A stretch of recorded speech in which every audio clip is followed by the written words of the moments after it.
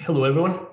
We may as well get started because this is going to be quite a busy call. For those of you who do not know me, my name is Kenneth Campbell. I'm chairman of the Energy Efficiency Association, and I'm going to be your host for today. Our plan is to ask our panel from BEIS to do a quick 2-minute update on each of their areas of expertise. Our panel for today is Andre Miller from the Eco team, and Rita Versani, I believe, is also with him. Mia Jean Knott from the Socialising Decarbonisation Fund. Kate Duffy from the Local Authority Delivery Scheme. Hi, Kate. I can see you there. Bethan Ellis from the Boiler Upgrade Scheme, and James Kerry from the HUGS Home Upgrade Grant. So we have a lot of questions to get through today, and so I'm not going to hold things back any further.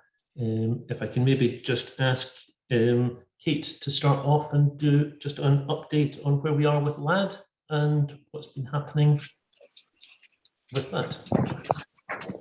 Thanks, Kenneth. Just checking you can hear me okay. My headphones are working. Yes? Nods. Excellent. Very and clear. You never know, it's hit and miss in every meeting. So yeah, thanks for having me. Hi everyone, I'm Kate Duffy, so I'm head of policy across the local authority delivery scheme and the Sustainable Warmth Scheme, which incorporates HUG 1 and LAD 3. So at the moment, I'll just give a quick update on LAD 1 and 2, separate to Sustainable Warmth. So originally LAD 1 was split into LAD 1A and LAD 1B. LAD 1A is pretty much all closed down, and LAD 1B is running all the way through to this September. So we're hoping that we're already seeing delivery picking up as soon as the kind of weather turned. So I think from March onwards, we've seen an uptick in delivery. Originally, that scheme was modelled back in 2020 based on the economic stimulus package. So we originally said it would be somewhere towards up to 50,000. At the moment, we're probably trending around 18,000. But we haven't had, we're always a couple of months or 6 weeks behind on our delivery stats. So never hold me to the figures I say like this, because I need to go through the stats team. But we have seen a massive uptick in delivery over the summer period. The LAD 2 phase, which is delivered through the hubs, is seeing the same uptick. We had a few delays in getting that one up and running. It was a brand new model. We'd never used the 5 net zero energy hubs before. So we're looking at different models through that. That scheme is due to run to the end of June. And then we move on through those 2 schemes onto Sustainable Warmth. So that should have started delivery around March, but when we say delivery, we also mean the sign up of homes. So we expect the actual delivery of measures to begin, well, it should have started to begin, but it should ramp up over the next couple of months. We are seeing quite a lot of homes becoming more and more interested as we've seen the energy price hikes come in. So that's obviously driving a lot of people to find things with their local authorities that can help. So I'm expecting we'll see a spike of that as well. But I'll stop there. We only had 2 minutes, so I'm sure there'll be questions we can come to in the panel. Thank you very much, Kate. Yes, indeed, there are plenty of questions for you. I'd next like to ask Mia Jean Knott from the Socialising Decarbonisation Fund. Yeah, thank you very much, everyone. My name is Mia Jean, and I'm one of the senior policy advisors for the Social Housing Decarbonisation Fund. So that covers both the demonstrator wave 1 and then what we're planning for in wave 2. So I don't know if it's potentially with questions, I can come back to more of the details on wave 2 specifically. But just to give an overall update, our demonstrator project, which was part of the summer economic update in 2020, which is doing 17 projects around England and Scotland and kind of a whole house retrofit, quite deep approach, is still continuing at the moment. We're kind of looking at projects running on until kind of midsummer to go through, and then we'll start to see the closure of those projects and start to see some really interesting case studies come out, and we'll be sure to share those with the sector and kind of seeing what the findings have been there. We then have wave 1, in which BEIS awarded £179 million at the start of the year to 69 projects across England. That's looking to retrofit around 20,000 homes, and we've just kind of entered into the process now of kind of delivery really ramping up and starting on those. So again, we'll start to see kind of works actually going ahead, and the outcomes of that. And then lastly, we've got wave 2, for which we secured £800 million at the spending review last year.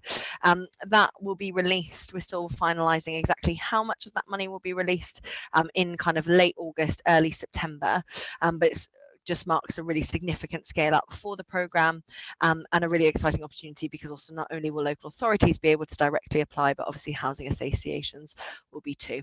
But yeah, I'll leave it there and then can take any specific questions on design later. Perfect. Thank you very much, Mia. That was very brief and to the point. Thank you. Next, we come to Eco. So, Andre, I think it's over to you. So, hello, Andre Miller from the Eco team.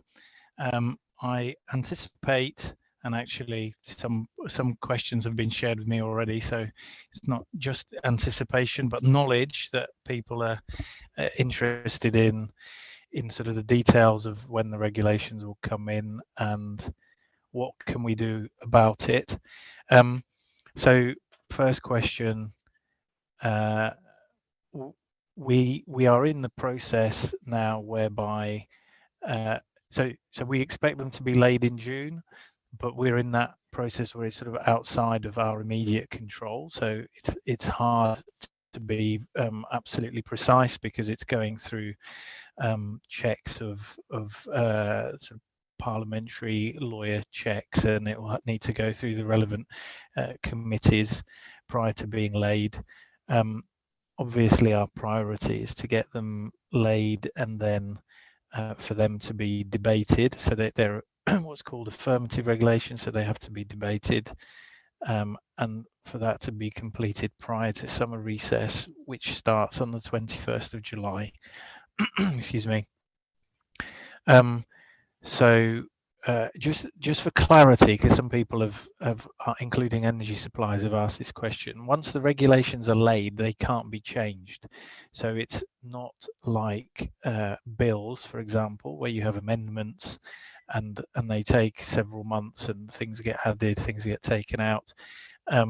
Affirmative regulations, they're laid, they're debated, and they go through in that form. There is obviously the possibility that they get voted down, but that has happened very rarely in any legislation. So you've got a near 100% chance of what gets laid eventually goes through. So that's just so people understand that there's no room for changes once they're laid. So that's the final scheme effectively. The other thing to note is that we can't now make changes. So what is set out effectively in the government response, which is published on the 1st of April, that is the final policy. We've got no scope to change things. So, for example, extending interim delivery, because to do that we would have to reopen the whole thing. We would have to get ministerial decisions, cross-government agreement to that, different impact assessment, different changes to regulations. So that would effectively take months. So where we are now is that this is going to be a policy. It's just a case of timing to get the policy in. Yeah, I mean that's hopefully that answers quite a lot of the questions that might come up, but I'm obviously happy to answer further. Thank you very much, Andre. That does answer the biggest question that we've had. I think 16 people asked the same question. It was just, when is Eco4 going to start? But we'll come back to the questions in a minute. Next, I'd like to go to James Kerry from the Home Upgrade Grant. James? Afternoon, everybody. Yeah, I'm James. I head up the the policy team for the home upgrade grant. I'm going to break convention and just share a couple of slides, but I will try and stick to the 2-minute brief. But just to give a quick outline of what HUG is, a little less well known than some of the other schemes, and what we've got going on at the moment. So just very briefly, HUG 1 design, and just how my team interacts with Kate. So we're both within the Hula division. I'm focused upon designing the next phases of the home upgrade grant, and Kate is focused on LAD and the sustainable warmth competition, which includes the first phase of HUG. So we'll be working together.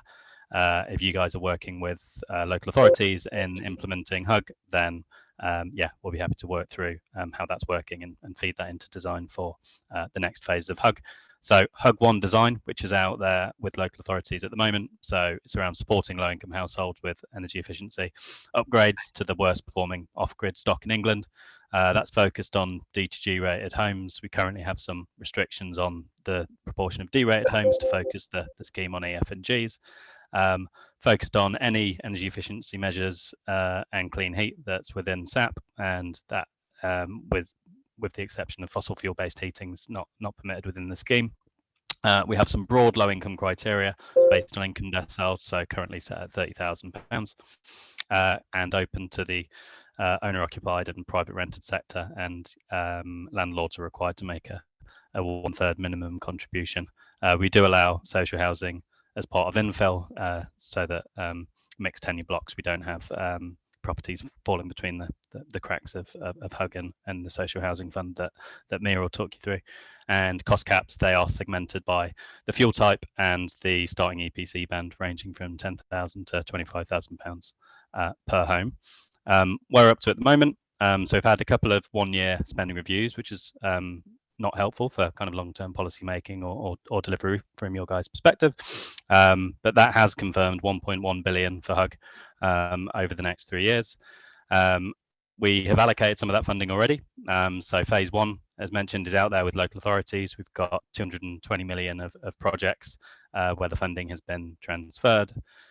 Initially, from the 2020 SR, we allocated at the tail of last year 152 million through the sustainable warmth competition. So that funding's with local authorities. And then in April, we were able to use funding that we have for this financial year for shortlisted projects to allocate a further 68 million of projects. So sustainable warmth is now 220 million rather than 152. That leaves us with nearly 900 million, 880 for the remainder of HUG, and that funding is out to March 25.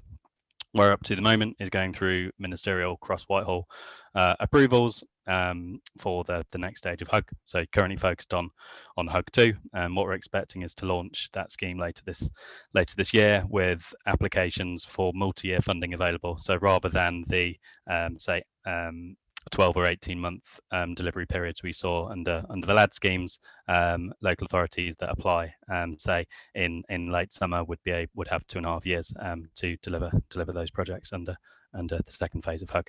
So looking for as long delivery timetables as we're able to. I've left a little text box at the bottom there. I'm sure there'll be questions, but if you want to post any comments in the chat, or kind of message me, James Curry at BEIS.gov.uk. Really keen, if you're working with local authorities on HUG 1, what would you like to see different in HUG 2?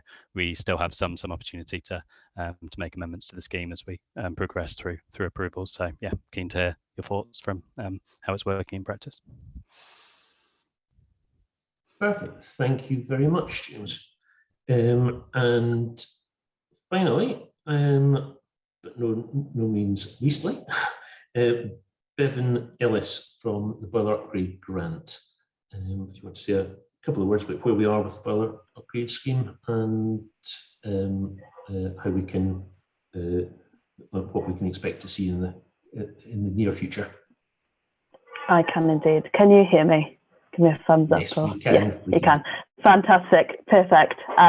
Yes, so hi everyone, my name is Bevan Ellis. I am a policy lead on the Boiler Upgrade Scheme, previously known as the Clean Heat Grant, which commonly leads to incorrect naming, but yeah, it's the Boiler Upgrade Scheme. So in terms of the scheme, we opened a scheme to install account registration on the 11th of April.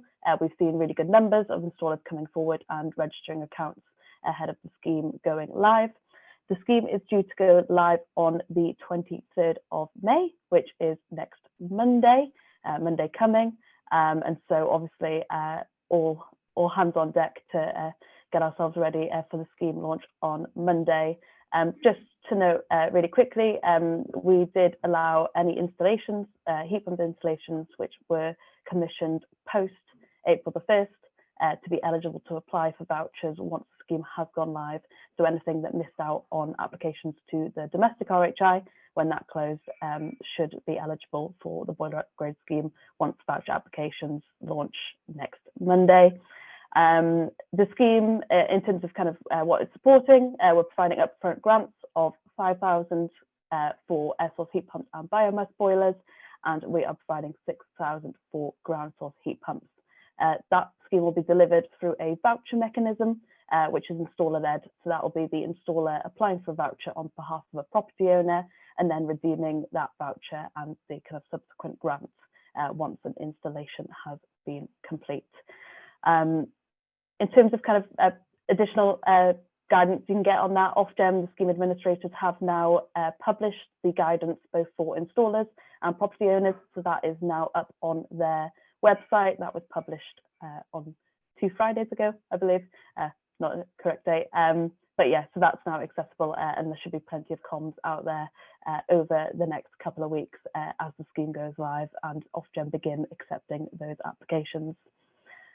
I'll pause there and yeah, I'll leave it for questions when they come later. Thank you very much, Bethan. That's a very good brief outline, I think, of all the major schemes from BEIS. So I want to now open up the conversation into some questions here. We've received questions in advance. I'm going to try and get through as many of these as possible. We've actually had a number of them, these questions answered in the 2-minute brief outlines by each of our panelists. So that helps. But if people want to put questions in the chat session, if we don't get round to them, we'll still make sure that we put them to BEIS and we see if we can get some answers for you if we don't get round to them during the course of this call. Anyone that has got a pressing question, please try and catch our attention, either by turning your camera on and waving frantically at the screen, or by putting a message in the chat session, and we'll try and get to them as best we can. But in order to press on, I'm just going to start with the first question, which is a technical one from Manoj Patel, and he asks, has there been any more guidance on the alternative to verge trims on EWI measures? I think that's primarily for LAD, but just in general. Yeah, I'm happy to pick that one up.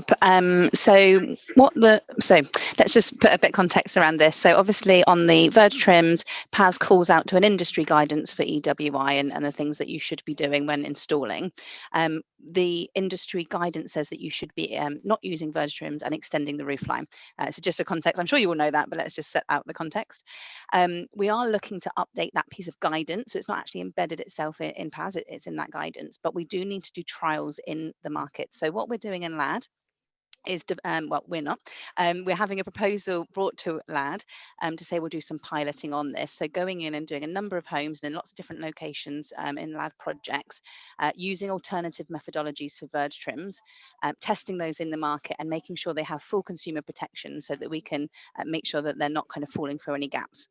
They'll be then monitored as they're in place, and that information will be used to determine whether this is the right solution to allowing verge trims back into the standard. So the technical terms there is it's not really in PAS, it's in one of the standards that PAS refers to.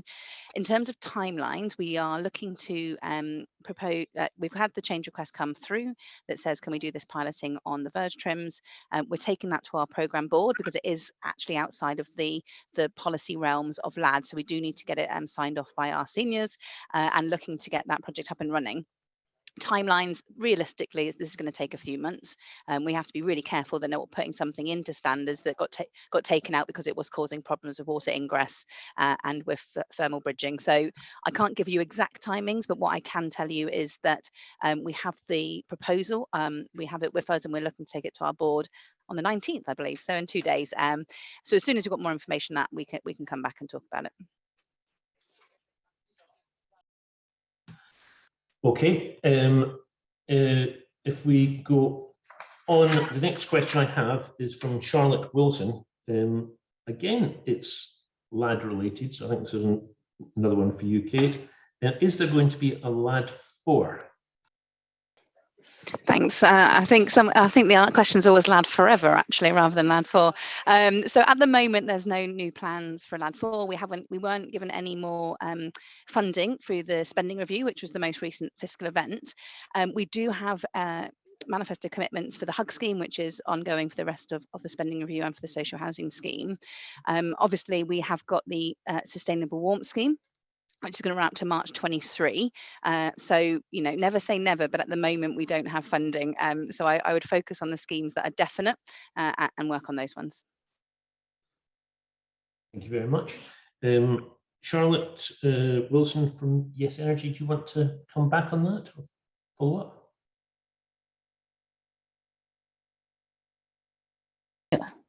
Hi, sorry. Yeah, that's fine. Thank you. Okay, thank you. Thanks. Then we shall move on to the next question I have here. Was also from Charlotte, so you might want to stay on for this one.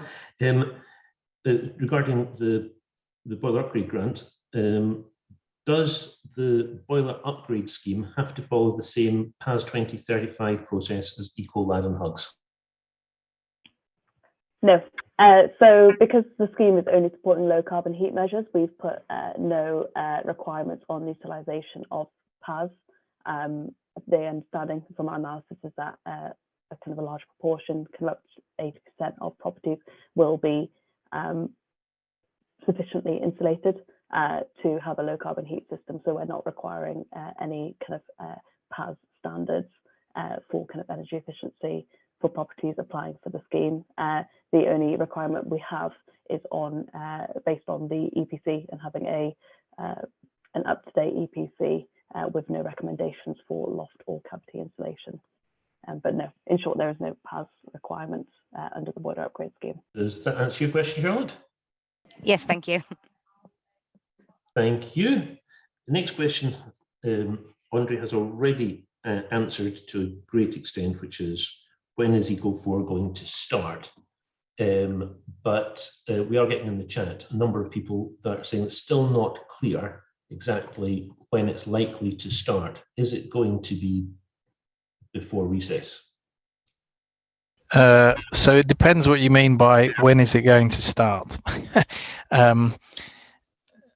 So yes, the regulations are we want, I think there's a question in there, is this all going to be achieved by the 21st of July? Yes, that's the plan.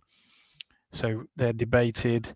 Then once they're debated, they're what's called made. So they're signed by ministers and then they come into force sometime after. So you can, usually it's 21 days after, but you can stipulate an earlier date if you argue for one. Now, some of you will know better than me, but energy suppliers already, in some cases, have signed contracts. Some are still preparing contracts. So yes, it will be different. I don't think the regulations coming into force will necessarily stop energy suppliers. They've got different risk appetites, but some are willing to go ahead with delivery ahead of the regulations coming into force. some have been waiting primarily for Ofgem scores subsequent to the government response to the consultation. So in a way, it's sort of, for some installers, it's already started, but yes, regulations in force in sort of late July, early August. Thank you very much. I'm going to come to Andrew Walton, because you was one of the people that asked that question. Just wanted to see, are you clear on that, Andrew? Does that make sense? Hi, sorry. Yeah, no, not really. I take on board what Andre said there, but what we're finding and what the industry's finding, the supply chain's finding, is that energy suppliers have already smashed through the barrier of Eco3 anyway. And so they're looking inwardly to retain any of their supply chain that they wish to retain on an absolute fraction of what they would be ordinarily be if the delivery was for Eco4 was available. So they're obviously going to mitigate their own risk. They will take a small fraction of this. So the frustration for everybody out there is that we understand that the fuel prices, the oil prices, the global issues, but what we don't understand is that why schemes such as HUG and the LAD scheme, etc., we understand there are different parameters, but how can this be ready? How can this scheme not be ready in this hugely difficult time? And if there are stakeholders out there that think that funding is being offered by energy suppliers, then it's not. It is a very, very tiny fraction, and it will not continue forever. So I think the majority of stakeholders and people and peers within the industry are frustrated because there is no clear, is it this, because it sounds to us and it sounds to people like myself as if it's down to the ministers. And if it's only just being put before ministers right now, then if it had been put to them in August last year or September, then we would have had an eco scheme that has really started in the biggest crisis since the World War II. Why is this scheme not available? It should be ready. It's as simple as that. And the industry and the supply chain, who will be relied upon to deliver all these measures and to hit the net zero targets, who've invested into these schemes. And we're sat here finding all our investment is potentially, once again, this eco scheme, we've been told to invest into the future of energy efficiency, which we've done, and this scheme is not ready again. So we just like is it going to be ready? When's it going to start? If it's going to start in September or it's going to start in July, let's have some answers. But we're not getting, from what I've heard here on eco in particular, is that it's just so woolly. There's nothing there. What is woolly, Andrew? I'm telling you, when the regulations when we're planning to lay the regulations and when they're coming into force, I can't debate your contract terms with anyone. So I've told you as much as I can tell you on when regulations will come into force. So, okay, let me put it another way then, Andre. So when you've told us that it's going to be laid on what date specifically? Well, I've told you I can't tell you an exact date because it's not in my control. Right. So whose control is it in there? I think I've explained that already. It's business managers, it's whips, it's lawyers within Parliament. Right. So can I ask another question then? How has it taken so long to get before them? You can ask that question, but it's quite a long-winded answer that I don't think. Well, I've got all day. I'm not in any rush. Well, I don't think everyone else has all day, and I certainly haven't. Well, I would have thought the majority of the people that have signed up to come to this would be very interested to understand that, because we're all basing our livelihoods around timescales and investment that we've all invested into our businesses for, Andre. So the question, very simple, is that we knew the Eco4 was on the table, and there's been a design for coming into 2-3 years. how is it only just now going before the relevant people to sign off on? If I can bring another angle to the discussion, to the chat, I think there's a bigger thing here that Andrew really is very well touching upon, because what we hear, and I'm very grateful for the Energy Efficiency Association organizing this meeting, what we hear in terms of timelines and all that is really disappointing, because really we should be scratching our heads how we do installations, how we accommodate customers and all that. We shouldn't be sitting in front of Zoom screens, scratching our heads to try to understand when will a funding program start and why is it finishing so soon. I mean, frankly, it's really disappointing to hear timelines like sustainable warmth from March 2022, but actually, you know, it doesn't start then, because we have to think about it. We are really at the end of May, and it's only going to run up to March 2023. So, you know, again, we'll end up installing between Christmas and New Year. LADS 3 is not clear at all on timing. It's really a bit disappointing. That's all I'm saying. Thank you. So Kenneth, I'm happy to come in on the LAD point there, if that's useful. And I think there was a couple of other questions in the chat that I'm happy just to pick up. So one of them was, how come we've been able to do LAD, hug, sustainable warmth quicker than we've been able to do eco? I have put in the chat that these aren't legal obligations on anyone. There aren't those same requirements or risks. So we're able to launch those, giving money directly to local authorities. On the timelines, we are aware of the squeeze that's happening on sustainable warmth. So sustainable warmth is LAD 3 and hug 1. So they're not separate things. They're just an umbrella term for both those schemes. Originally, the timelines for the LAD scheme was to end in March 22. And we were bringing on sustainable warmth in a waterfall position running out to March 23. Now, obviously, that hasn't happened. There have been major changes in the supply chain and the speed of delivery on those schemes. So LAD has seen itself have extensions over the last year. Unfortunately, a lot of the time, the reason we can't immediately give extensions or say to you, oh, we're going to run out into 2024, is that we are bound by rules around spending by Treasury. And we normally, it's very difficult to go beyond financial years. So it's as frustrating for, I would love to give you a longevity of policy on those, but we do have to work within certain bounds.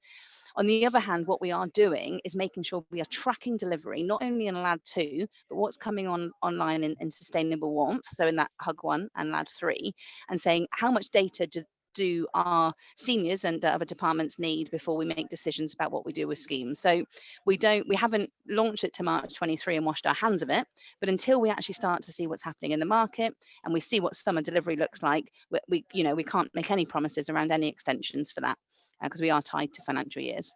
Let me just come back on that. I think that's I'm very appreciative of that, and I pretty much understood that as you've just explained it to me. I think the difficulty for the stakeholders from the delivery point of view is that, whilst your timeline was to 2022 and it's been extended, etc., etc. I think my point is that whichever way you look at this, whether you do the timelines, what you've done is you've continued with the scheme, even though it's behind. The issue for the Eco4, which is the majority of funding, which impacts all the private sector here, is that it's not ready again. And it's not just the first time, it's not the second time. Andre doesn't like the question because I asked it to him and he on LinkedIn, etc., etc. The bottom line is that, who's designed it? What was the timeline for designing it? And why is it late? Why is this scheme in such a critical time not been put before the relevant people before now? This price increase, an energy price increase, hasn't just turned up. Anybody with any knowledge of the energy efficiency industry knew it was going to happen. It was always happening steadily. Now, we understand that, we didn't anticipate a war, but we did anticipate a war because it's been going on since 2014. The bottom line is that the whole industry is investing into delivering this UK's net zero targets. We're investing into this and spending untold amounts of money, employing people through a pandemic. And through all this time, we've carried on as an industry. And this Eco4 scheme is not ready. I want to know from the people who are responsible, who is responsible for getting it ready and why is it not ready? Now ready, we could say, we could hide behind the fact I've got to wait for the chief whip and I've got to wait for politicians, solicitors. Well, we could say that in all our businesses. But the bottom line is there are people out there that can't afford to heat their homes and feed themselves. And we're in a position to help them to reduce them fuel bills straight away. But the scheme which we all pay for is not ready. And it is as simple as Yeah, that. thanks, Andrew. Thank you. Yeah. Thank you. I'm not going to pick that up because I know that it is really, really frustrating. You know, Andre's already answered that question. I'm not going to go over that, but I'm very aware of the time. So it's not that, you know, we're ignoring those problems. We are very aware of them. There are certain things that we have to do, unfortunately, and we can't always rush people to meet the timelines that are wanted. So I suggest that we move on. It's not being ignored. It's understood. Yeah. I agree with you, Kate. That's just what I was about to say.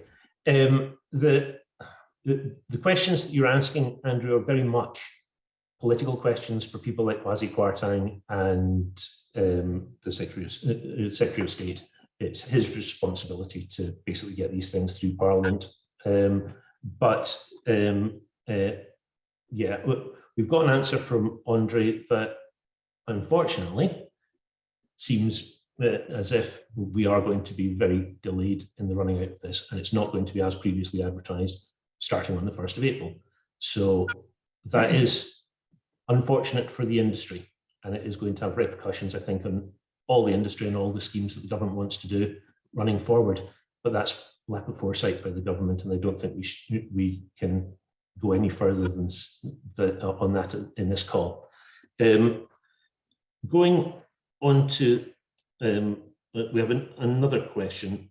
This one is from Dino from Boicus, and it's about the conversion from LTS to ABS pricing.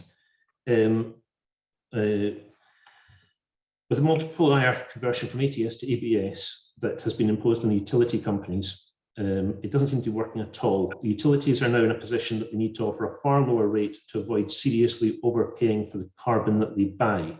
This is going to have a huge negative impact on the industry as a whole. We're already finding that installers are laying people off and making redundancies. Would BEIS be willing to relook at this before it has any further negative impact on the industry? I think that's about Eco4. Andre? Sorry, so is the question what is concretely the question about funding? Well, I've got another. I think it's basically the looking at the deemed scores and the value of the scores. I've got another one here on the LADS or the Eco4 impact assessment. The consultation response recognised that the cost of EWI was too low and has been raised from 8 to 14k. However, the rate suggested for solid wall properties by suppliers has now dropped by 40% into the region of about 18 to 20 pounds from the EBS. At these rates, the properties don't seem to be commercially viable. So basically, that question from Eric Coates, have BEIS got the sums wrong? So it seems that both Dino and Eric have got concerns about the scores and the scoring system. Okay, so that, I mean, it's quite a technical point there. So what I can say is the modeling we did was to try and make sure that every property within reason, it's impossible to do it on every property in practice because you'll have hard to treat issues, but the intention was that every property would be fully fundable. So that was certainly the intent of the scoring. So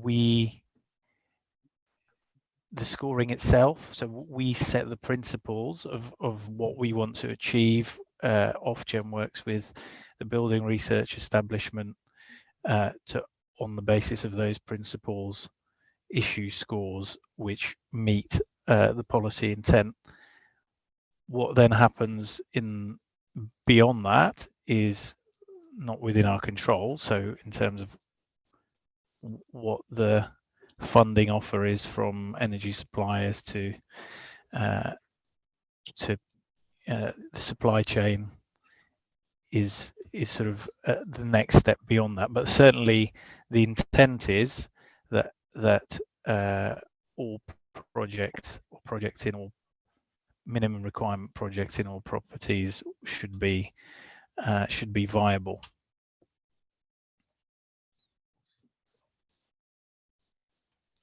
Dino or Eric, do you wish to come back on that?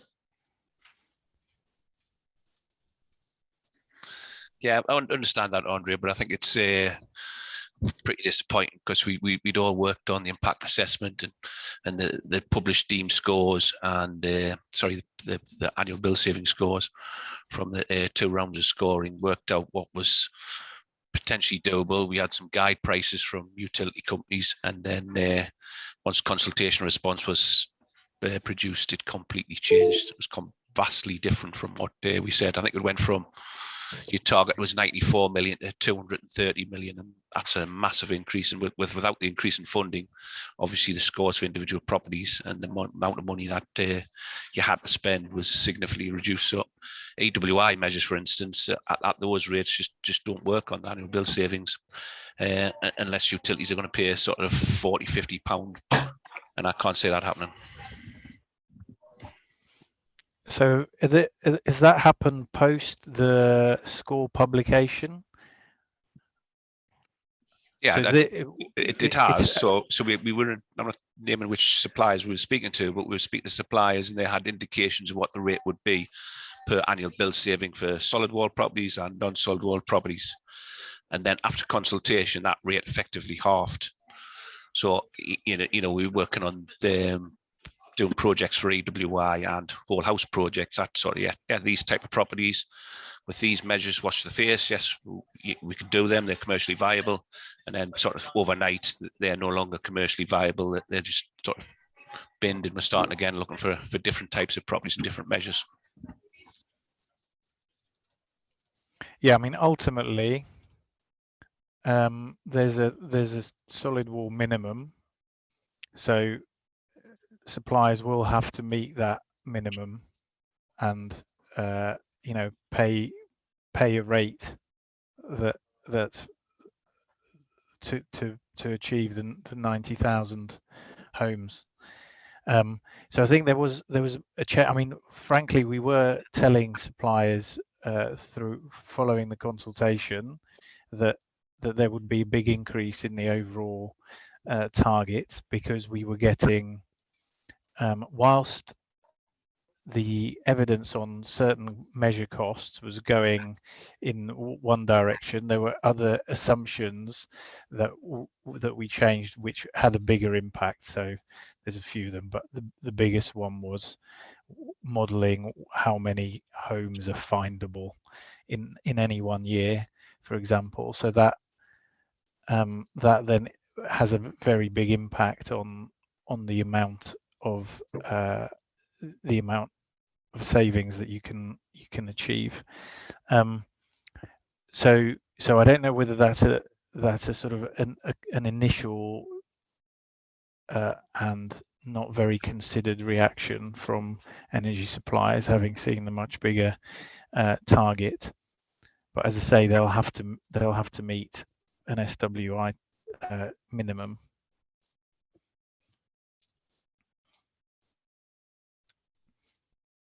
Thank you. And it's obviously, as I say, it's hard to know what will happen. We probably would expect, therefore, some different prices. There may well be an EF and G price separate from treating a D. There may well be an SWI specific project price. Thank you. Just moving on from that slightly, James Tucker has asked, with ECO3 funding, they were seeing exclusions of properties within conservation areas because the cost of the requirement for specific assessments was meaning that a specialist who was qualified to look at conservation area properties was required. But jobs, even on jobs such as insulating lofts or replacing single glazed windows with double glazing.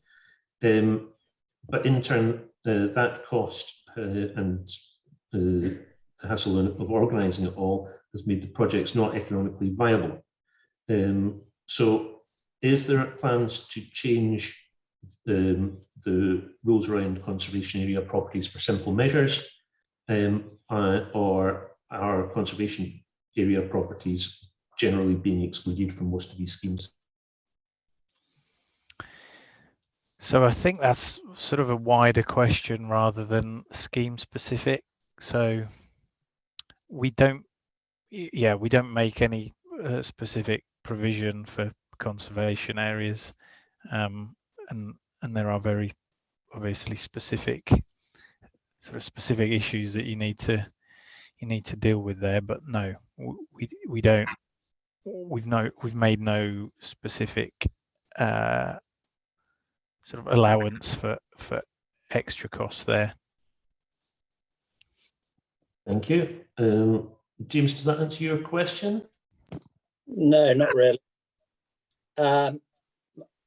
Because if there's no provision for conservation areas and the energy companies, as they are required to provide a retrofit assessor who has specific experience with regard to conservation areas or has got specific accreditation to deal with conservation areas, then there seems to be a sort of a bit of a contradiction, because one side is saying no specific provisions, and then the energy companies, as I understand it, are saying yes, we've actually got to find a specifically qualified person to deal with it, and they don't have, there are very few such people around.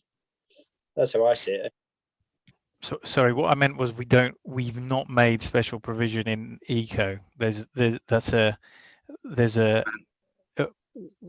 Eco follows PAS requirements, any planning requirements, building regulations.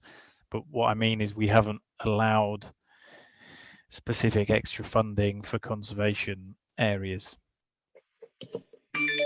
Okay, so without the specific extra funding, then the additional cost of finding a retrofit assessor with conservation area experience, which requires this extra commitment, normally by the energy company in order to find that, to source such people, it isn't. Do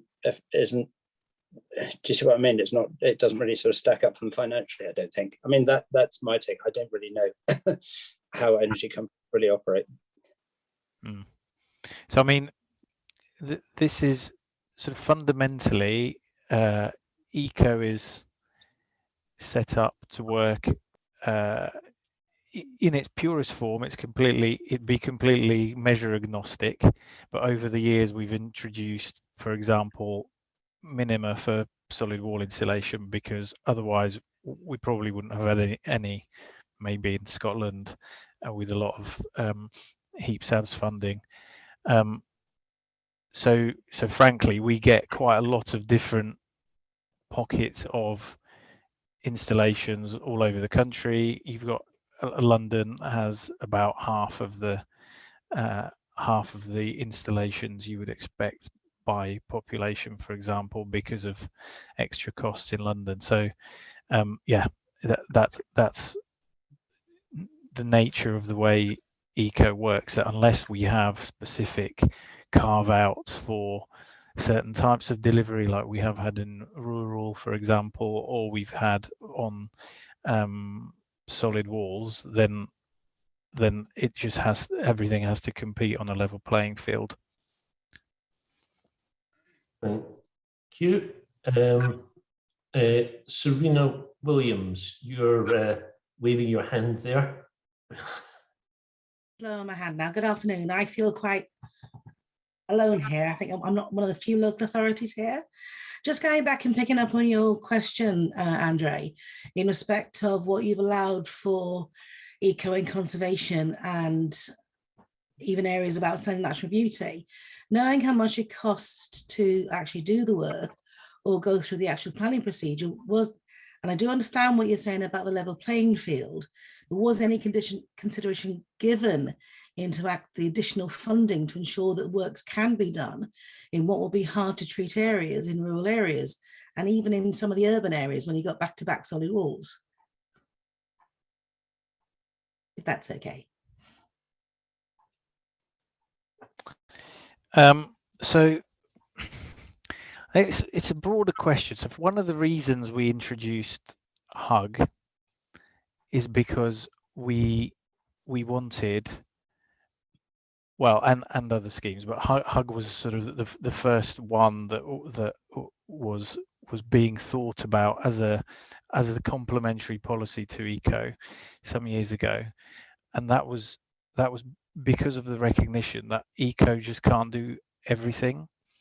And frankly, even now, it's quite complex. Well, it's very complex compared to all other energy efficiency schemes. It's incredibly complex because there is all these things we've tried to carve out. You know, keep the solid wall supply chain going, have minima, maxima, rural delivery, etc. And the problem is that there comes a point where it becomes much more complex to add these things than it would do to have a specific scheme, as we've had for off-grid delivery in England for HUG. So I just think to have something for conservation areas would be a sort of a niche too far for eco. That's my personal view. And if you're going to deal with conservation areas, I think you need something quite specific, because you're getting into sort of listed buildings, older buildings.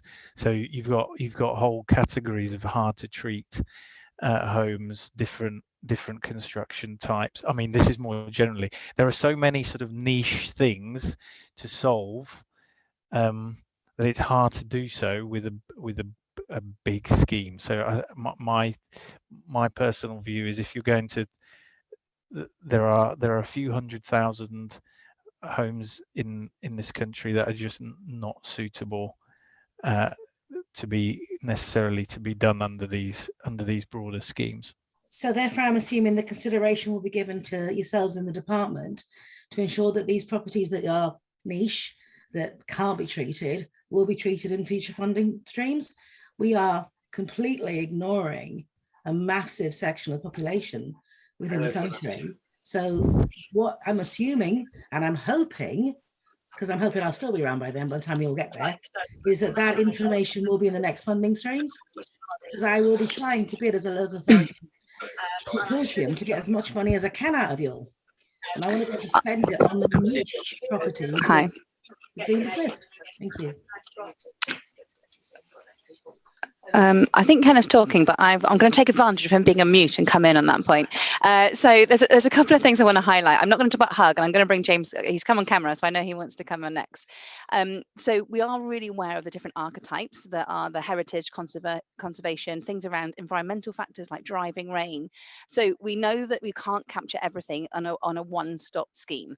What we are doing at the moment, and a kind of member of my team are looking at this, so that's why I thought I'm going to come in on this one, is looking at what DLUC are doing on the heritage funding. So there's a lot of work that's going on across departments, and we want to make sure we're not duplicating effort and actually going off in different ways. But we're also looking at, is there a level of research that we can do now to really pin down what those archetypes are and what the best measure mix are? What the best measure mix is for each archetype, because there's going to be a certain number of buildings which are heritage or in conservation areas or areas of outstanding beauty where you can't touch the front, but they might be solid wall buildings. So actually, how do we make sure we're getting the right solutions that are cost effective, that meet net zero, and help people to heat their homes in all these different areas? So it's 100% not been forgotten about. What we did want to do is make sure we're getting the right data and the right information and actually engaging with different parts of industry to build that information. So unfortunately, it doesn't help in the short term, but I just want to reassure you that it isn't something that's absolutely not forgotten. So we are already in spending review. Part of the work we'll be doing over this research period, and I'm fingers crossed hoping to do a bit more kind of deep dive into this policy area is so that we are prepared for the next spending review.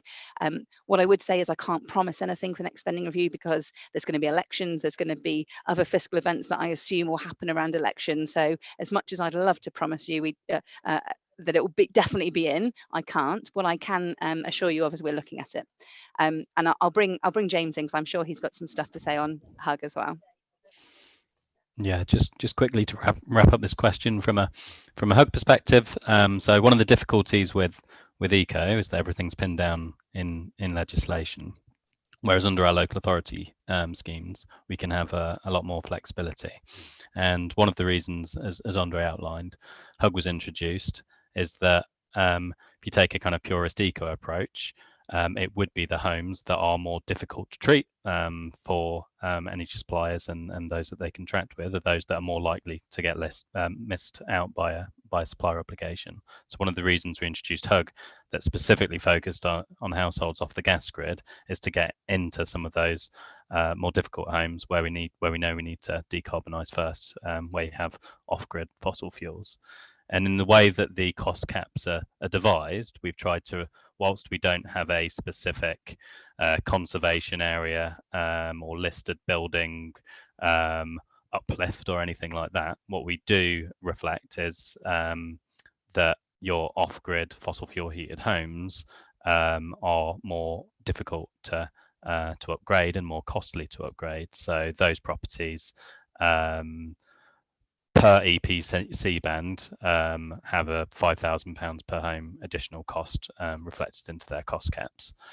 Cost caps is something that we're looking at for the design of HUG 2, and one issue that we've seen and interested in any views from experience of those on the call is that because of kind of global cost inflation of some measures in particular, there is a conflict between achieving both the level of energy efficiency that we'd want to see to get these homes up towards EPC benzene take homes out of fuel poverty and deliver low carbon heat at the same time. So we're exploring whether we can set distinct cost caps for energy efficiency and low carbon heating, so that you can afford to do both and that you don't have to compromise on the level of energy efficiency that you want to see in those properties, which we would hope would further support some of these more difficult homes getting the level of energy efficiency that they do require.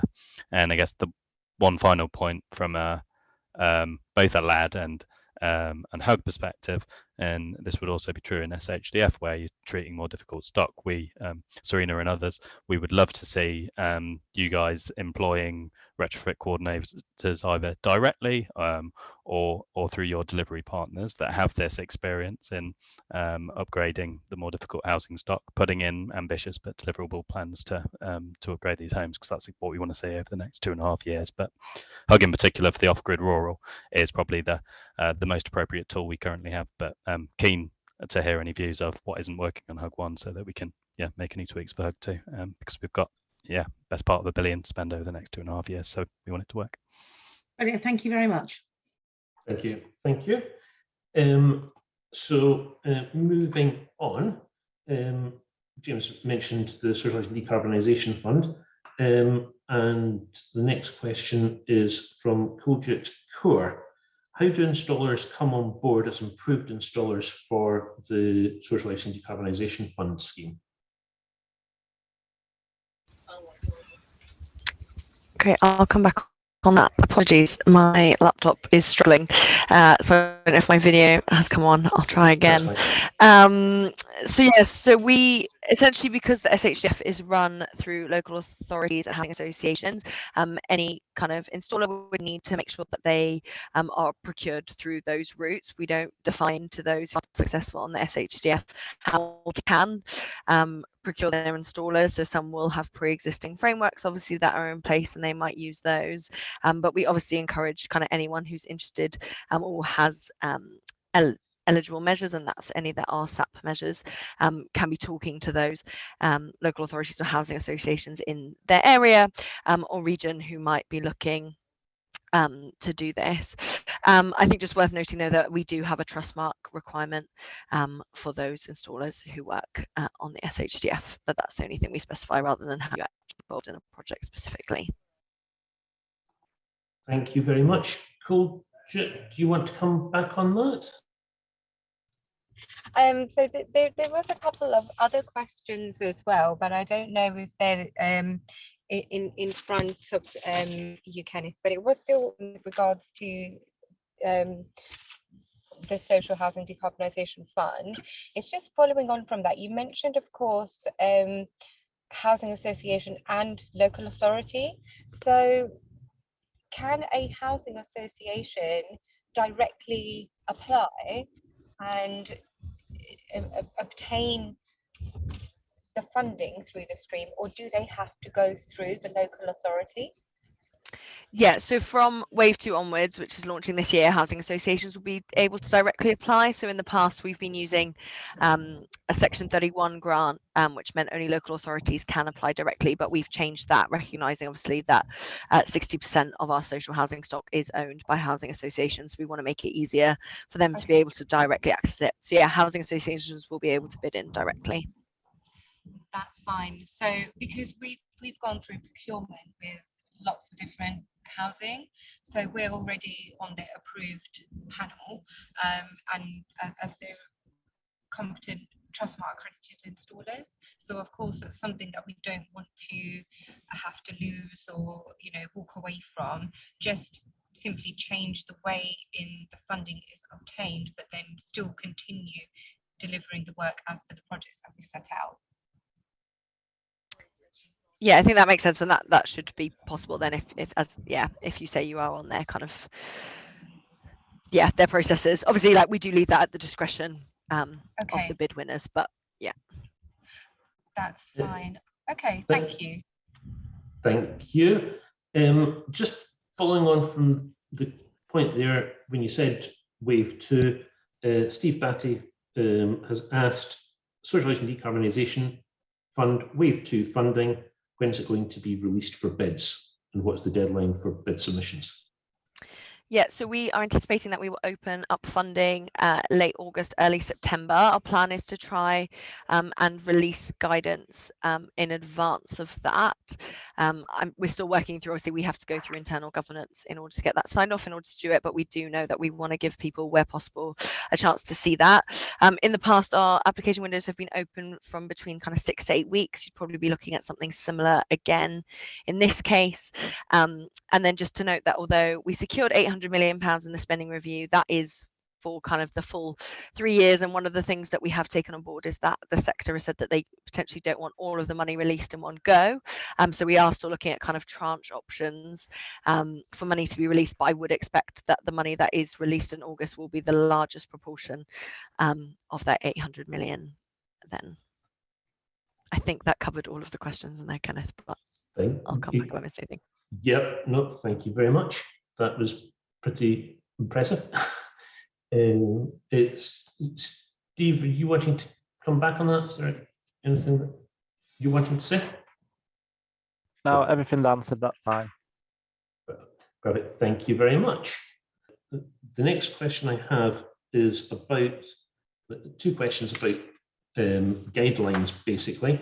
When will the Eco4 guidelines be finally published?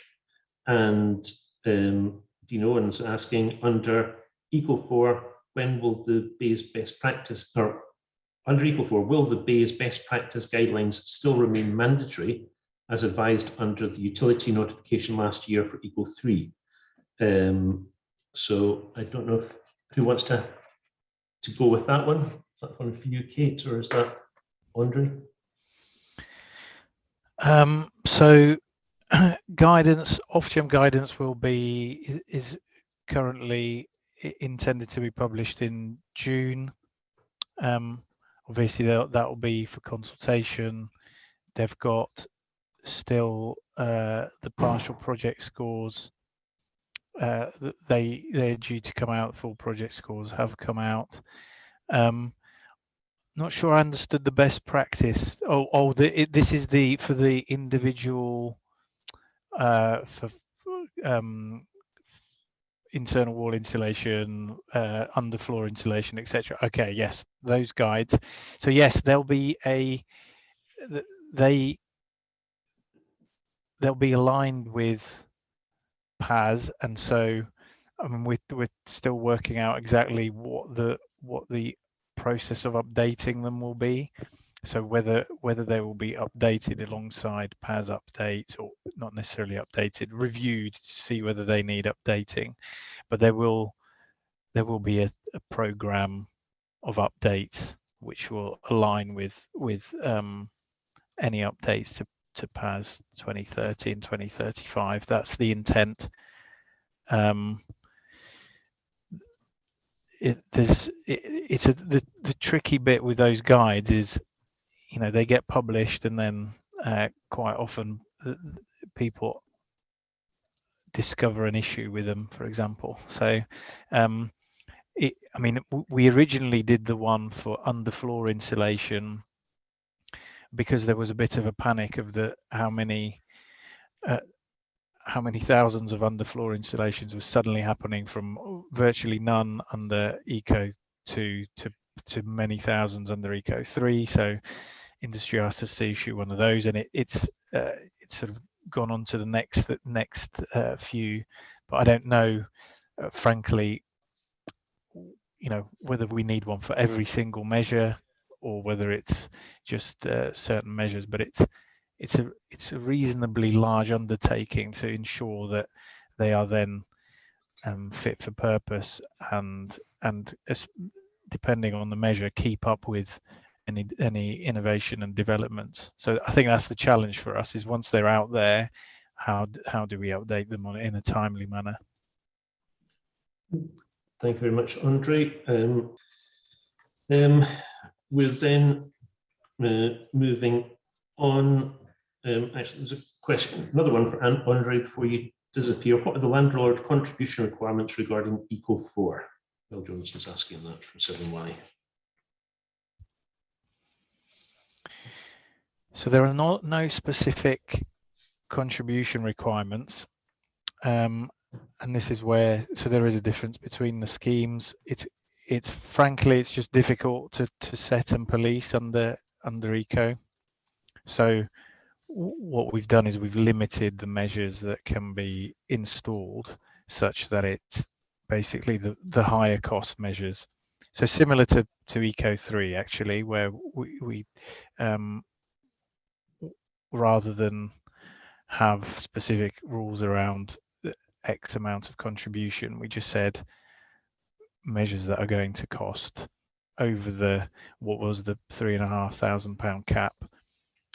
Similarly now, so it's solid wall insulation, first time central heating, heat pumps, so things that are likely to be over the proposed £10,000 cap under the minimum energy efficiency standards PRS regulations. Thank you very much. I don't know if you want to come back. Oh, Bethany, you're wanting to say something as well. Sorry, I was just going to flag that unfortunately I have to run at 3 o'clock for another meeting. So if there are any kind of urgent questions on the boiler upgrade scheme, I'm happy to answer them in the next 15 minutes, or if not, I can put the email address in the chat for people to send them directly over to us. Thank you very much, Beth. And yeah, there are a couple of little questions in the chat session that I think most of the questions that we had, you did a very good job of answering in your initial starting update. But thank you very much for your time. We have got one, which is on air source heat pumps going into properties. Is there a difference in scores for gas and off-gas properties? Can air source heat pumps be fitted on oil gas boilers regardless of age? Can solar PV be fitted on gas properties or only off-gas properties? So the only different eligibility criteria for on and off-gas properties is on where biomass can be deployed. So biomass can only be deployed in rural properties and those off the gas grid. Apart from that, there's no differing eligibility criteria between on or off gas. And similarly, kind of financial incentives for those properties are the same. So hopefully that covers off that question.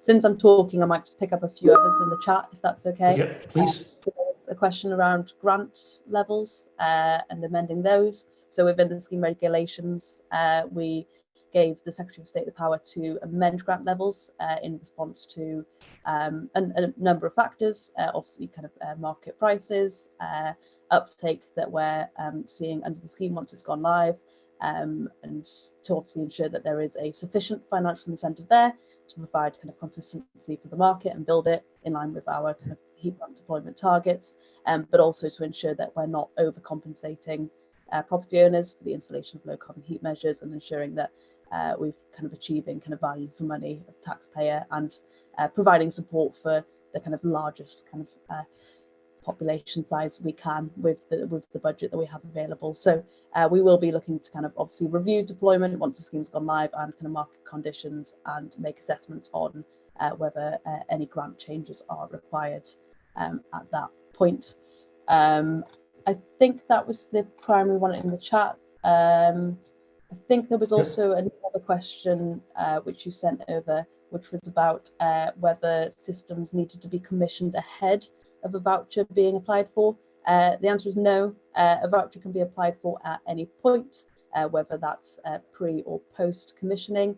The system must have been commissioned post 1st of April 2022. If not, as I said, a voucher can be applied for pre or post. There are validity periods on vouchers, which obviously will kind of probably determine when installers wish to make an application. So that's a 3-month validity period for air source and biomass and 6 months for ground source. So the recommendation is there obviously to make an application when the install is due to shortly take place so that that voucher doesn't become invalid and obviously funding is therefore kind of at threat. I think that was the main ones, but if there are any other questions, I'm happy to answer them now. Thank you very much. That was the next question I actually had right here. So you answered that. That was from Emma Bowen, and Emma's just put something in the chat session. Are you wanting to add anything to that, Emma? No, that's answered it perfectly. It's all about the timing, especially with lead times at the heat pumps at the moment. So knowing that is perfect. Okay. I think one final thing to address, I think, Kenneth, sorry, was the question around whether the scheme was aimed at large installers, and the answer is no. We're obviously through the kind of RHI, we've seen the kind of emergence of lots of kind of small, medium enterprises, sole traders, and the scheme is there to support all elements of the market, not just large suppliers. The pot of money is fairly significant, and if we were to kind of meet that, it's far beyond kind of the deployment we've seen under the RHI. So we expect there to be plenty of vouchers available to be kind of taken up by kind of installers across the market. Thank you very much, Beth. That was excellent summary, and you got through all our questions that we sent in advance, so well done. Thank you. We have one question from Andre Tarza, who popped up earlier. Andre was asking, is there any support or funding available for companies to do in-house training or to create training centres, not about colleges that would simply certify existing competencies. It's about training centres that actually create the competencies in the first place, so in-house training more than anything else. Is BEIS, if there's not any funding available at the moment, is BEIS looking at doing something in this going forward? So I can really briefly pick that up. This isn't really a scheme-specific issue. So we do actually now have a supply chain team. I think kind of, you know, Ruth Richmond quite well.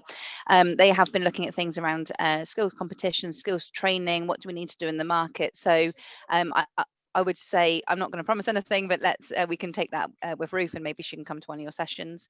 What I would say on the LAD and the HUG schemes is that there is a certain level of admin and ancillary to try and help with that, but we know it is limited, so it's only between 12 and 15% depending on the scheme. What I have seen across a lot of the bigger local authorities and areas, especially the mayoral areas such as the Greater Manchester, is they're actually leveraging in local funding to support our scheme delivery. So I would definitely get in touch with people in your local authorities to see if there's anything that they're doing to kind of blend in extra funding for the delivery of schemes. Yeah, but at the moment, I think let's make sure that we pull in the expert on that rather than asking us to make things up. Andre, do you want to say anything? I'm looking forward to hearing more from Ruth and the team. Thanks, Kate. Thank you, Andre. Yeah, I don't think there's anything more to add. Yeah, that summarizes it. I think basically it's one of those things where, you know, as Kate was saying earlier on funding, we also need to bid for funding for skills, and you know, it's harder to justify funding for skills than funding for measures generally, even though obviously we recognize it's absolutely integral in especially in certain areas. Thank you, Andre. If I can say, Andre, I'm grateful for your also clarification. One thing that maybe is not completely visible to BEIS. You know, in the past it used to be you come up with a pot of money, the energy suppliers then have projects, and installers will fight for the opportunity to work very hard on those. What's happened in the last 2 years is there's no people, there's no installers. You haven't got anyone, you know, to do the work.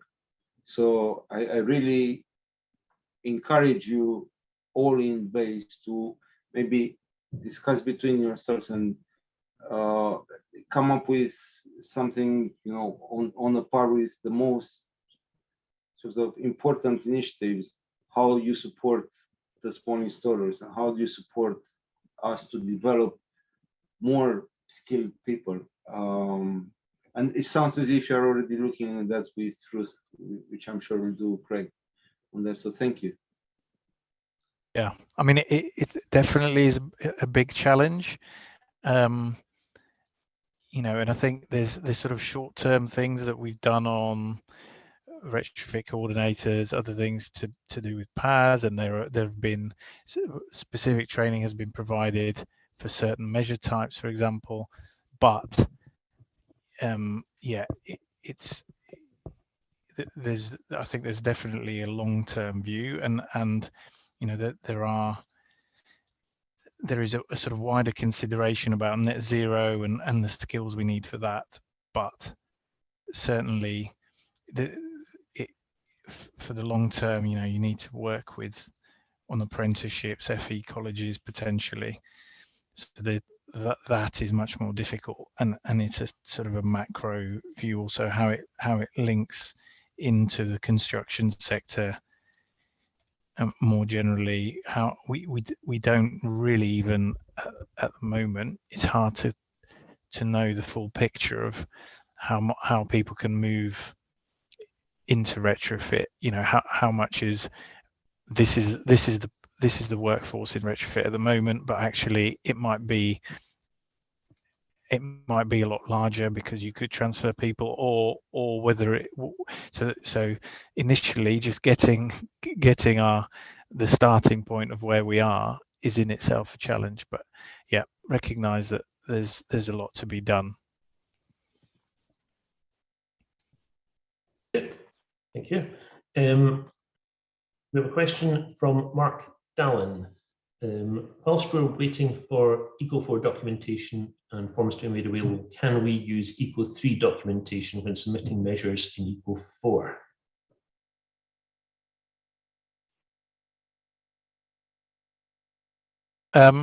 So there will be some differences for interim delivery, but essentially that was the intent of the interim delivery, was that the rules would be almost identical. Obviously for ECO4, the early delivery, anything under specifically ECO4 rules, it will be, the guidance will be different, and the documentation, what you need to submit. I mean, there's going to be a greater reliance on Trustmark, so hopefully some of the checking and documentation at the Ofgem end is reduced because Trustmark is now doing more upfront. I think we are doing some early ECO4, not ECO3 interim, but ECO4 delivery. But at the moment, as far as I'm aware, there's no forms we can use to submit those ECO4 measures. There's still ECO3 forms. And that's my question, I guess. Like, can we, until those ECO forms are made available to us, and maybe they're still being worked on, I don't know, can we use, at least we need a form to be able to submit those measures? So yes, so you can't submit them to Ofgem at the moment anyway. No. So are you looking for, who are you submitting these to at the moment? At the moment, as far as I'm aware, at the moment, we are literally just using a spreadsheet because we've got nothing to use. And then that spreadsheet will eventually go onto those ECO4 forms. I guess the question is, do we know when those ECO4 forms will be available? So that will come out alongside the ECO4 guidance issued by Ofgem, which we understand. We haven't got a specific date, but the aim is June. I guess we just have to come up with some sort of holding plan then for all the measures that we are installing currently in ECO4, so they can eventually be submitted in the right way. Yeah, and I think the also take your guide from what Trustmark will require as a first step. That's the technical monitoring, isn't it? Yeah, but so what I mean is it will be clearer. That will be clearer first, or that will be clear first. What Trustmark, what you need to submit to Trustmark, and then the Ofgem requirements will be later than Trustmark. Trustmark isn't ready until the 1st of July. Yes, although that's to submit onto the system. Yeah. You may be able to, understand what the requirements are. Okay. Yeah, I guess we just have to come up with something that's robust, even though it's temporary. until the systems are ready. Okay, let's move on. Thank you. Thank you, Mark. From Nina, when will local authorities receive full details about ECO4 flex changes and their part in the process? So that is another part of the Ofgem guidance. So Ofgem will this time round, because there are more checks that Ofgem will be doing on EcoFlex. So they'll be issuing the guidance on that. Thank you. Nina, do you want to come back on that? No, that's great. That's the answer I expected, but that's grand. Thank you. Then we'll go back. Eric Coates has asked another question. Gas hybrid air source heat pumps are proving very popular on the lab scheme. Why are they not allowed on Eco4, particularly as there are very little measures we can offer to the fuel poor proportion of the 24 million on gas properties? Insulation alone will not merit the minimum requirement EPC. So that, I mean, that's sort of a wider strategic question on clean heat, basically. Okay. So it's we want to prioritize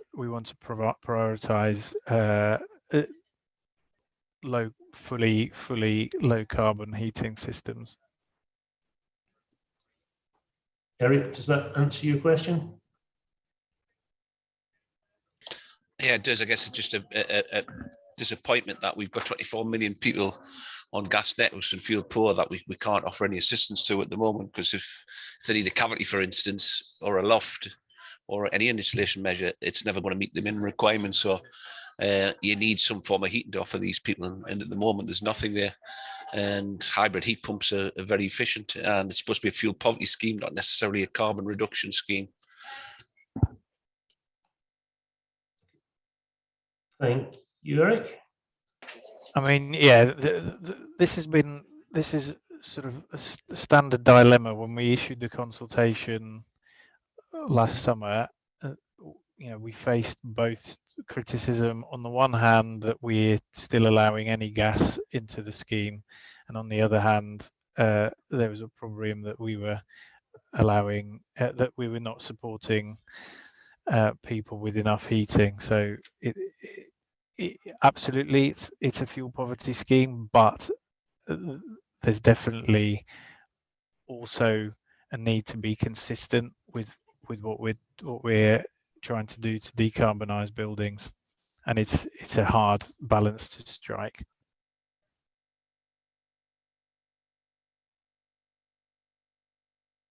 Thank you. There's a question from Marcus, who's asking about electric room heating to electric storage heating during Eco 3 interim. Is it possible for moving from electric room heating to electric storage heating during Eco 3I? Yes. So, but there is the minimum requirement for insulation. So the primary insulation requirement for heating measures. Thank you. Hopefully that answers your question, Marcus. Kenneth? Yep. Hi, it's Jessica Bing. Sorry, could I just jump in with a clarification question on that point? It was just in relation to the insulation measures that are needed alongside the upgrade from electric room heaters to electric storage heaters. Would that be the preconditions that you'd normally see alongside first-time central heating? So any cavity walls would need to be insulated and the lofts need to be insulated, or are we talking about installing a primary insulation measure, which would be, you know, floor insulation or wall insulation, but not loft? It's the latter. They would need to have a primary insulation. Sorry. They would need to have the sort of basic insulation measures. Thank you. Marcus, are you okay? You want to come in and will you follow up? Can you hear me now? Yes. Yeah, okay, yeah. It's okay. Jessica came in and asked questions. I wanted to ask just a clarification whether the installation was on the prerequisites for first time potential heating or not. So it's been answered now, a bit more clearer. So thanks for that. Thank you. Then time to wrap up and basically say thank you to everyone that's been that's come along from BEIS for this call. I know we've gone over our allotted time, but I wanted to thank you all for your time and for getting through as many questions as we have done. Gary, do you want to say anything? Certainly. I think listening to everybody and watching the chat, one word springs to mind, and that is confusion. There is so much confusion out there at the moment from the supply chain. But setting that aside, I think what I'd like to do is, everybody's got my email address. If you've got further questions, send them to me, because I'd like to thank our friends from BEIS for coming on, because although there are still, and this happens at all of our calls, we always leave with more questions than answers. However, we get a lot of questions answered, but it's like opening a can of worms, you know, that everything comes rolling out and it just leads on to bigger and bigger things. So thank you so much for clearing up some of the points that we need to know. I look at things from a broader perspective. Lack of people in our industry. Unfortunately, a lot of our European friends translated Brexit to exit and went home. And therefore, they haven't come back. And we have a massive, massive gap in the people that we need with the amount of funding that's going to be out there over the next few years. So getting some training organised will be a fantastic idea. I've been hearing a lot about lack of product. You know, it's actually quite hard to find. The waiting list for some of the products are quite shocking, really.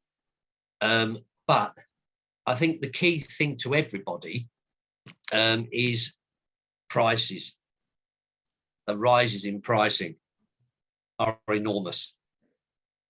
And I think what I'd like to ascertain is, when all the schemes were set out and the pricing was set out, obviously we've now found ourselves in a position where you nip down the shops with a £5 in your pocket and you want to buy a certain number of items, and now you go down the shop with a £5 in your pocket and you realise there's no way you can buy as much. And I think this is what's going to happen with our industry. We would love to help all these people. We would love to actually try and get fuel poor serviced. But the money that's going to come forward because of the price increases and everything else, we're not going to be able to help as many people as we need to. And I think this will apply. My biggest concern is whether the people that are currently in our industry are going to still be here when everything's sorted out and they can actually get back to work. Now, eco is going to be a massive situation there, because if it doesn't launch and people can't do the contracts and people can't do the work, and it gets left until October, we won't have an industry left. People are being laid off already. I am really concerned about this. I would love to think that we're going to get things sorted in time to save jobs, let alone saving people's lives in coal domes. You know, this is just something that I find absolutely crazy. We should know all this by now. We've done all the other ecos. It's the same product. It's just got different packaging. You know, come on, guys. We need to work together. Yeah. It's been a great call, this. I've really enjoyed it. You know, How much I've learned, not entirely sure, but I'm fairly sure there will be loads and loads of questions. Please send them to us, because it doesn't stop here. Let's try and keep the conversations going. BEIS want to work with us, guys. Yeah, BEIS want to work with the industry. Yeah, and I think the fact that we've had so many people from BEIS come on to the call shows that there is a massive appetite to work with the industry. Yeah, but we've got to realise that, at the end of the day, this has to be signed off by other people. These guys are only putting the stuff together. It's hard enough. They're sort of stuck in the middle with us. So we need to try and make it so that they want to work with us. You've got the energy companies, yeah. We've got quite a few energy companies on the call. Yeah, again, these are not the people that set the price rises. These are people that want to help people in fuel poverty. Yeah, so let's not beat them up. Yeah, let's work with them. Collaboration, communications is the key. Yeah, it is exciting. There is billions and billions of pounds in our industry. And there is a very, very big, anxious nervousness of how we can actually start getting involved and get working and actually try and save our own businesses. It's been a great call.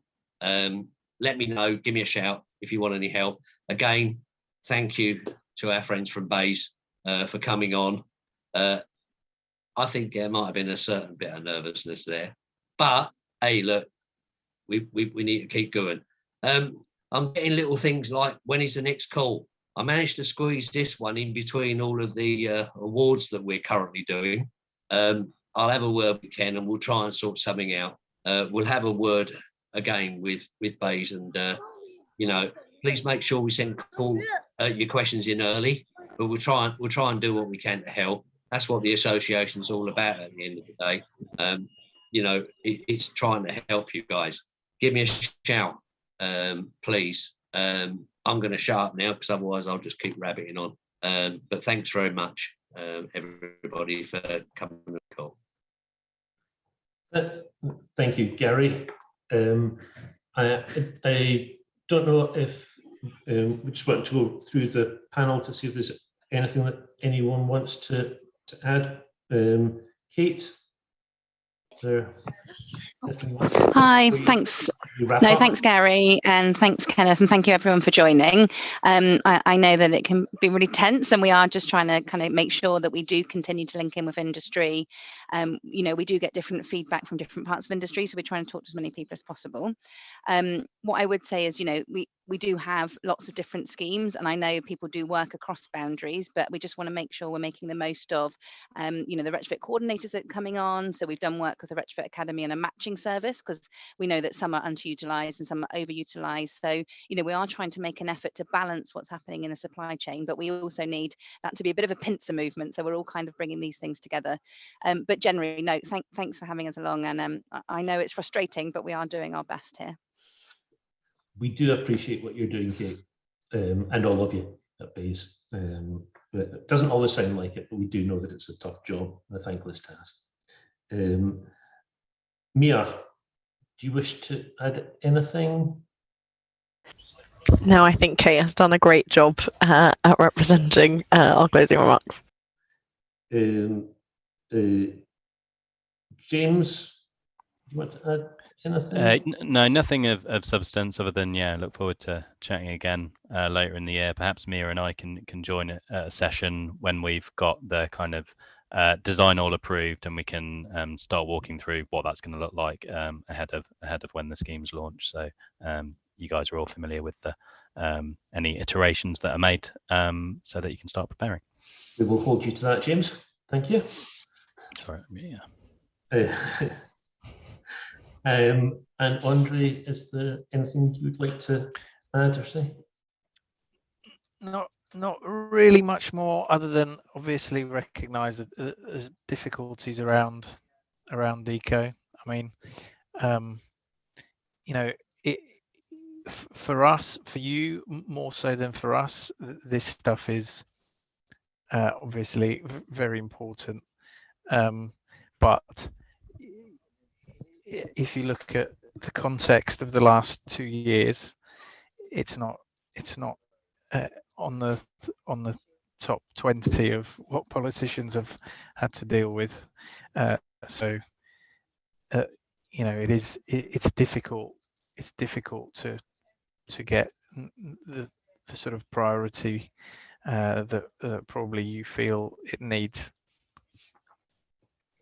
Thank you very much, Andre. That does suggest that the next time I think we do a call with BEIS, perhaps we should be asking Secretary of State along. Yeah, he may well be busy, but no. Listen, I think it is. I think it's there's a suggestion in the chat about having another one once there's more clarity with regard to guidance, etc. And I think that would be more useful, and perhaps even having Ofgem along at that point, because they'll be dealing with the day to day. Perfect. Thank you very much, Andre. We do appreciate all of your time, and we know that some of the questions are a little bit repetitive for you guys, but I think there is a strong feeling in the industry that answers are needed and clarity is needed as quickly as possible. And I know it's not necessarily easy for you guys to give the answers that you want to give, but we appreciate what you have said today. So thank you very much, all of you. Thank you. And thank you to everyone else who's joined us today. And hopefully we can do all this again really soon. Thank you very much.